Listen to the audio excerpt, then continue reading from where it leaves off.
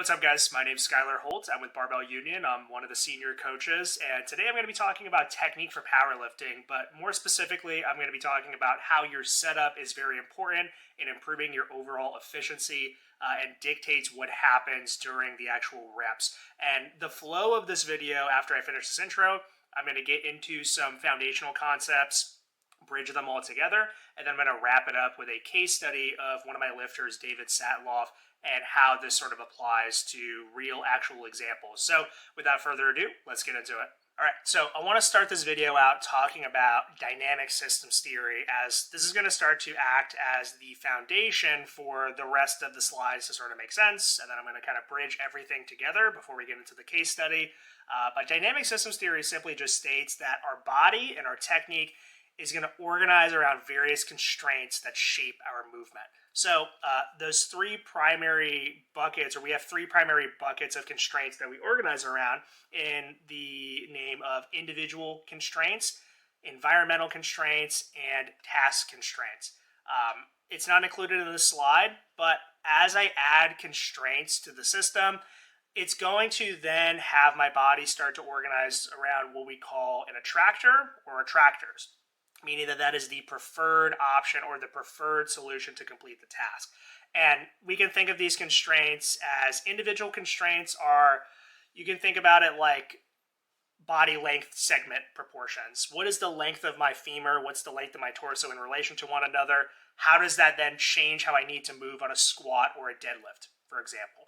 Task constraints can be just simply the goal or intended outcome of the task. So am I adding a pause to my lift? Am I trying to go slow on the way down? Do I have a standard or rule that I need to abide by hitching on a deadlift or having to hit depth on a squat, right? And then finally, we have environmental constraints that are simply external to us. Think about things like the noise or sensations you're hearing. Maybe that's loud music or someone screaming in your ear. What is the temperature like where you're training? Is it very cold? Is it very hot? Is it somewhere in the middle? Right? This is a non-exhaustive list of the different constraints that we have. I'm just simply going to be going over them briefly so that we can kind of understand what I mean when I say constraints, right? Now, before we get into the next few slides, though, I want to give some disclaimers on some common misconceptions when it comes to dynamic systems theory. I think the most common one is that coaches and lifters will hear self-organizing technique and almost kind of view it as a cop-out, right? People will say, oh, well, you'll just organize once you go heavy and you'll fall into the right positions. And the way that I view self-organizing technique is not that it's always good or always bad. It kind of just is what it is, right? And the self-organizing piece of it is centered around the constraints we place on the system will dictate how we organize, right? And we can change how we self-organize based on manipulation of those constraints, but self-organizing technique is not always a good thing, right? Or that I just fall into the best position possible. It's more that I'm falling into the option that's probably best given the options that I have at my disposal. But none of those options may be good, right? A good example of this is if I'm in a very arched, extended position on the squat and I can no longer keep going straight down without running out of room to flex the hip. And we'll get into some of this a little bit deeper into the following slides, but just to kind of keep it simple, let's just say that's the case. Now, in this case, my options that I have are that I can just stop squatting and just stand right back up. I'm going to miss depth, though, because I'm not going to be able to pass on the platform with that. So that's not a great option. The second option is I don't really have a lot of room to keep flexing at the hip. I do have room to keep flexing the knees, though. So I'll probably drift forward onto my toes and fall forward. But I'm probably not hitting depth still because of the angle of the femur. But two, I'm going to probably lose my balance and fall forward and kick back out of the hole. Not the best option either. The other option is that I can totally just force myself into the bottom and then my pelvis will roll underneath me and I'll hit depth, but I'll probably collapse forward and lose my brace and my positioning. None of those are great options. So I can manipulate my setup, which I'll get into in a second, to allow for me to have that option to keep going straight down without losing my positioning, right? But organizing technique is based on the constraint that I place on myself. Now, The next common misunderstanding or misconception is that constraints are simply just SBD variations. It's common and easy to misunderstand this because when we talk about dynamic systems theory, we tend to also pair that up with the constraints-led approach to teaching technique. Not a bad thing. It doesn't mean that variations aren't constraints, but that's only one piece of it, right? Like we talked about in the previous slides, there are various different buckets that we pull from or look at when it comes to constraints: individual, task, environmental. It's not just one thing. It's a whole host of a very complex system, right? And how does our setup fit into this? I already sort of alluded to it with the example that I gave with regards to self-organizing technique, but my setup acts as a constraint that shapes my movement and the available options that I have. And the way that we can kind of think about this is think about when you stand a weight up on a squat, unrack the weight on a bench press, or the slack is removed from the system on a deadlift. This is going to effectively lock me into a certain position that dictates it's going to dictate what I do on the following reps. And the reason why that is because primarily, and this isn't the whole picture, but for the sake of this video, it's going to alter the position of the things that are within the torso. So the pelvis, the spine, the rib cage, and that can dictate a lot of the available range of motion at my femurs, at my humerus, and just changes what is going to then happen as I start and try to complete the reps. And primarily is going to change the available range of motion that I can display. And a good way that we can now view this through is the idea of the joint space continuum. So the joint space continuum simply just states that I can open space to move into, or I can occupy that space and close off available motion into it. I have this picture here to kind of demonstrate what I mean by this, but I have hip flexion on the left side, hip extension on the right side. The more moved into one of those motions that I am, the easier it's going to be for me to actually move away from it. So in this example, the more flexed my hip is, I don't have a lot more room to keep flexing the hip, but I do have a lot more room to start extending it. And then the opposite, the more extended my hip is, I don't have a lot more room to keep extending, but I do have a lot of room to now flex the hip. So basically, the more leaned into one joint action that I am, the more I can move into the opposite. Now, I'm going to kind of tie that together with an example here.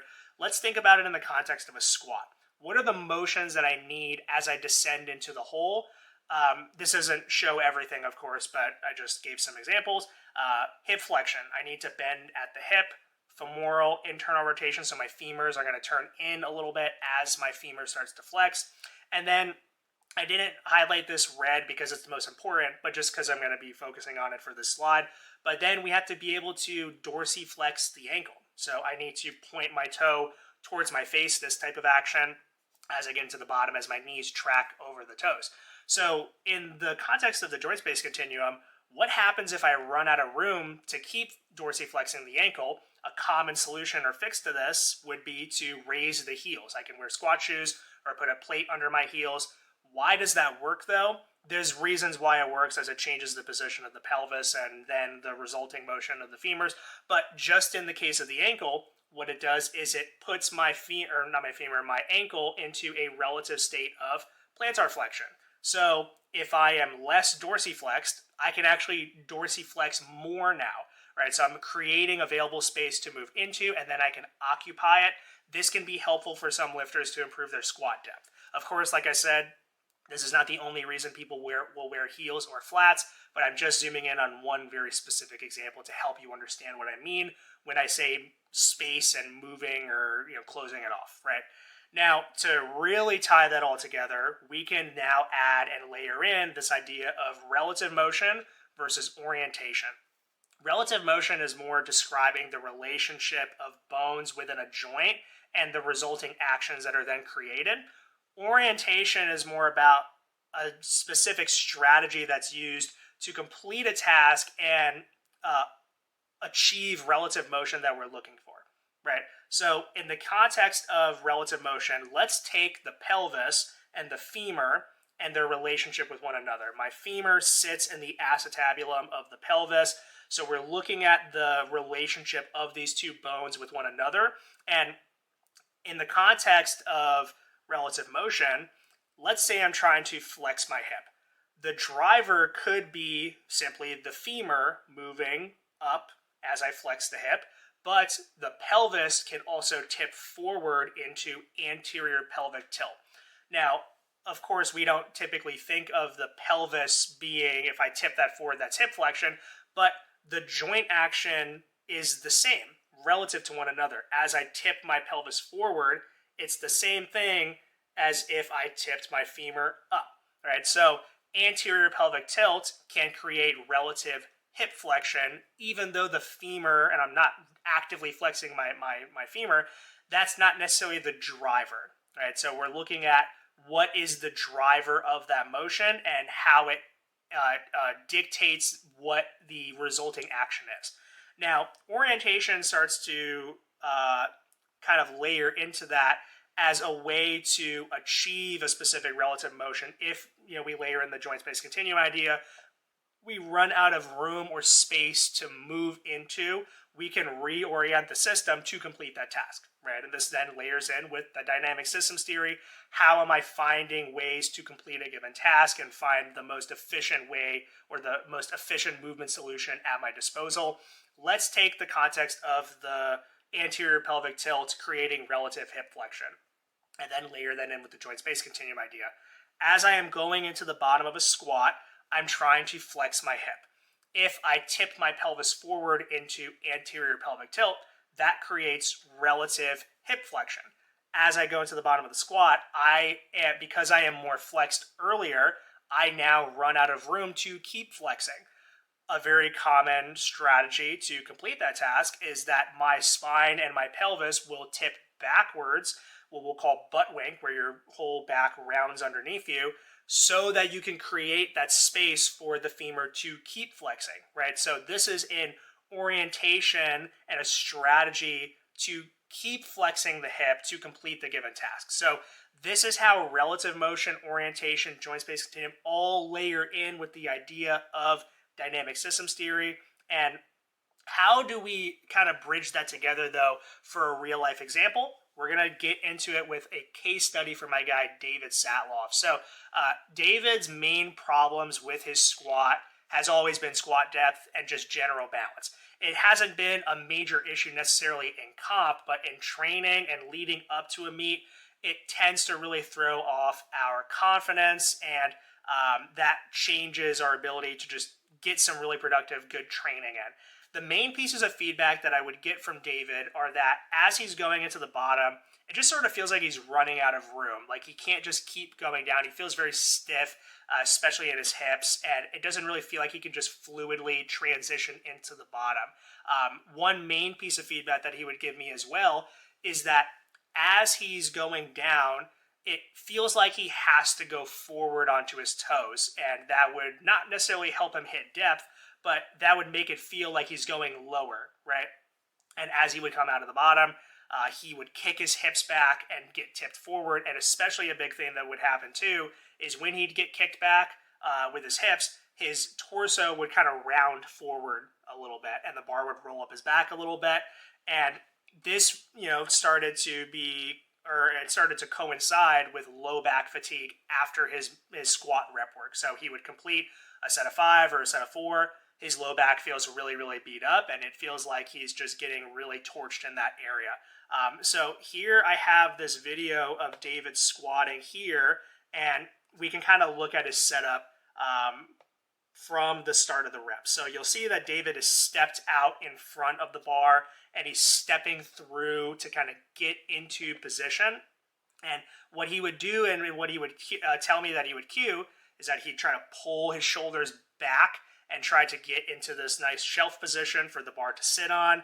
As he goes to then squat, he kind of breathes into his chest a little bit and gets a bit extended. And watch what happens as he goes through the rep. You'll see that he misses depth here. He's pretty high. And as he went down, he kind of started to collapse a little bit and let the bar bully him out of this more like extended position. And then he kicks the hips out, and we can see as the set goes on, he starts to drift into his toes just like very subtly rather than going straight down to try to complete the lift. And you can see the hips are kicking back as he stands up out of the hole. as technique starts to break down further and further. So what we did was, and what I did was, I wanted to pay attention to primarily how is he setting up from the get-go. I can cue him after the setup and do a bunch of different things there, but the root of the issue is going to come from how he's setting up in the first place. I can tell him to cue ribs down or tuck the pelvis, but because that heavy weight's on his back, it makes it very difficult to get out of that position. So I want to set him up for success from the get-go. So the main thing that we did was, rather than stepping through in his setup, I changed it so that we were squatting under the bar. So rather than taking one foot, pushing himself forward, I had him stand up to the bar and then squat underneath. And what that did was, because he's not stepping through, he's not pushing himself into this very extended position, and he can just let the weight sit on his back, right? What that also does is it puts him in a bit more of a neutral torso position. The pelvis is more relatively tipped underneath him. The rib cage is drawn down a little bit. We're not rounding the back necessarily, but we're getting him out of that very extended position.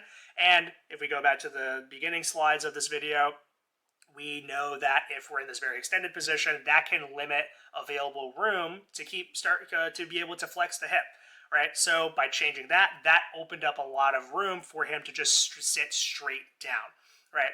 Another thing that we did too, though, was we had him be a little bit looser and more reactive with his brace, rather than being very proactive and creating a very stiff and rigid brace through his stomach. And this is maybe against conventional wisdom, but when I put a weight on my back and if I don't collapse in half, my spine and my torso are bracing to some degree, right? Then I have to ask myself, how much more of a brace do I need on top of that to feel strong and powerful? David was probably doing a good bit more than what was necessary, and that put him in this more extended position and made him be a little bit more hesitant to just drop straight down.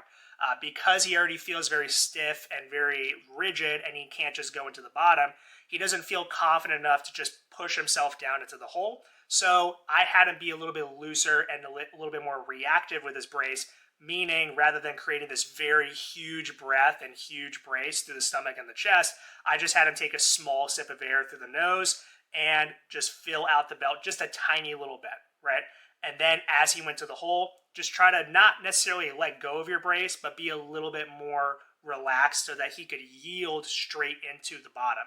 What these two strategies did was we created more space to move into hip flexion so that he didn't have to, one, reorient the system and tip his whole pelvis back and round into the hole.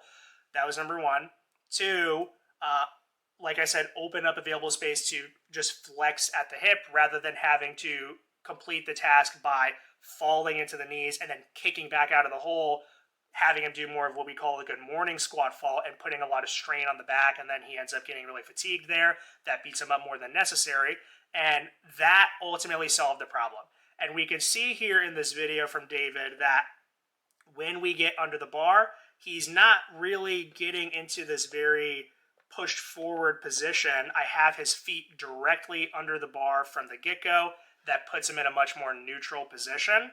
And then as he goes to start the reps, he gets into position, pops the weight out of the rack, does a little false on rack, steps it back, and you can see he's in a lot more of a relaxed, neutral position.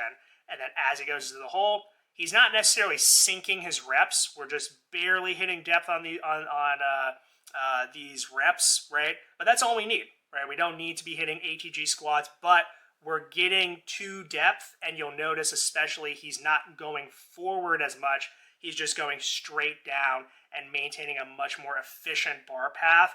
And the results of this strategy were that David started to feel a lot more balanced, a lot stronger.